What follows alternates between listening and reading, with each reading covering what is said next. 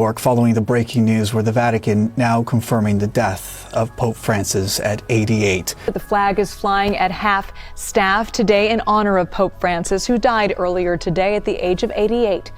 Pope Francis has died. That's come from the Vatican. Ladies and gentlemen, the last person that the Pope met, in public at least, was J.D. Vance. This, in fact, was the last photograph of the Pope right here.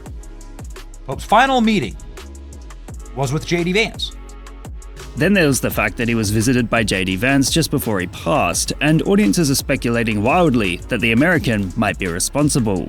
There will always be people looking for patterns within social media, and despite this being a silly joke that people posting it are very aware of, it does demonstrate how religion, politics, and memes all intersect at one focal point.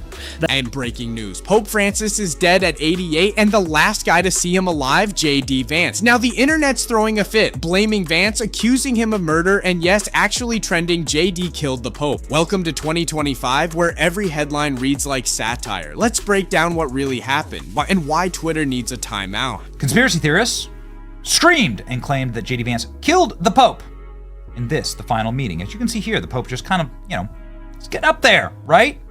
Getting up there, was not healthy. Had spent weeks in the hospital before this. And many people blamed J.D. for the demise of the Pope. Here's what the meeting sounded like. So good to see you.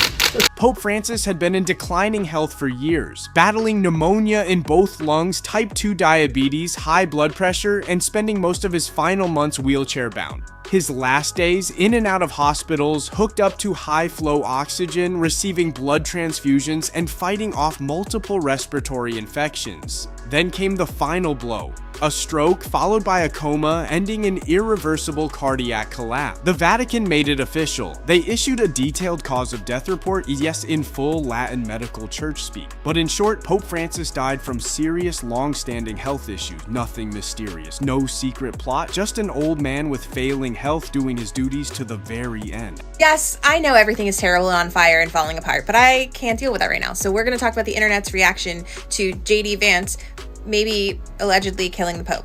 Possibly, but probably. Allegedly. J.D. Vance met with Pope Francis, and like 7 hours later, he was dead. And we got headlines like this, and I don't know, maybe that's the reason. But the internet quickly got to work, alleging that the vice president had in fact taken out the Pope. So here's where things get spicy. Just days before his death, Pope Francis met with U.S. Senator J.D. Vance. Yes, that J.D. Vance, the meeting calm, respectful. The Pope gave him a Vatican tie, rosaries, and 3 massive chocolate Easter eggs for his kids. Totally normal stuff. No signs of tension, no shade, no secret handshake from the Illuminati. J.D. even posted a message at 4:45 in the morning when the news broke, mourning the Pope's passing with grace and sincerity. But that didn't stop Twitter. Cue the brainworms. He looked fine before J.D. showed up. Did J.D. bring germs to the Vatican? Coincidence? I think not. Yeah, apparently sharing air with J.D. Vance is now a health hazard because nothing says serious political analysis like accusing a sitting senator of assassinating the Pope when within hours of the Vatican's announcement, Twitter turned into a digital psych ward. The brain rot. You're going to find it very hard to convince me that J.D. Vance did not kill the Pope. They're all saying that because J.D. Vance was so selfish and brought germs into the Vatican, that killed the Pope. Keith Olbermann. Man, I would not want to be J.D. Vance right now. Got it? Pope Francis died, and people are already accusing J.D. Vance of killing the Pope. It actually trended this morning, even though the Pope gave J.D. Vance a Vatican tie and rosaries and 3 large chocolate Easter eggs for his children. The top trend, J.D. Vance killed the Pope. You cannot make this up. Blue Check's liberal influencers, even washed up pundits all lined up to push their hottest take. Keith Olbermann, because of course he's basically implied that J.D. Vance brought deadly germs into the Vatican. Yep, respiratory bioterrorism via handshake. Tweets like, the Pope looked vibrant before meeting J.D. I wouldn't want to be J.D. right now. This isn't a coincidence.